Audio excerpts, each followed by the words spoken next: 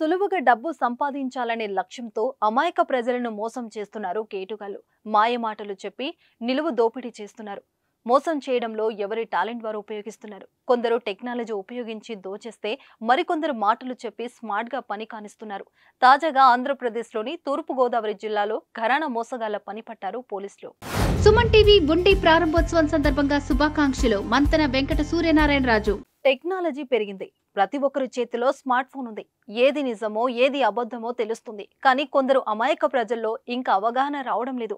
మాయమాటలను గుడ్డిగా నమ్మిస్తున్నారు. ఇక్కడ కూడా అదే జరిగింది. నోట్లకు ఓ రసాయనం ఉంది. అది పూస్తే అసలైన నోట్లుగా మారిపోతాయని ఓ ముఠా చెప్పిన మాటలను నమ్మి ఓ వ్యక్తి నిలువున మోసపోయాడు.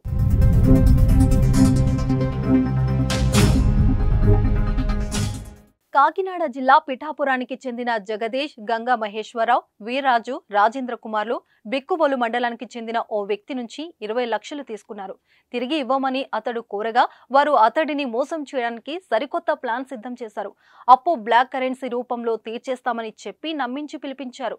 తమతో తెచ్చిన ప్యాకింగ్ లో 4 కట్టలను అతనికి ఇచ్చేశారు. వాటితో పాటు ఓ రసాయనం కూడా ఇచ్చారు. ఆ నోట్ల కట్లకు రసాయనం పూస్తే అసలైన 500 నోట్లుగా మారతాయని చెప్పి పంపించేశారు. వారి మాటలను నమ్మిన బాధితుడు ఆ రసాయనాన్ని నలుపు రంగులో ఉన్న నోట్లకు పూశారు. అవి అసలైన నోట్లుగా మారకపోవడంతో మోసపోయినట్లుగా గుర్తించి పోలీసులకు సమాచారం ఇచ్చారు.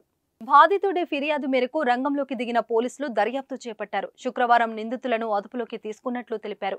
వారు ఉపయోగించిన ఆటో, ద్విచక్ర వాహనం, నలుపు రంగు కట్టెలను స్వాధీనం చేసుకున్నారు. ఇలాంటి మాయమాటలు నమ్మి ప్రజలు మోసపోవద్దని సూచించారు.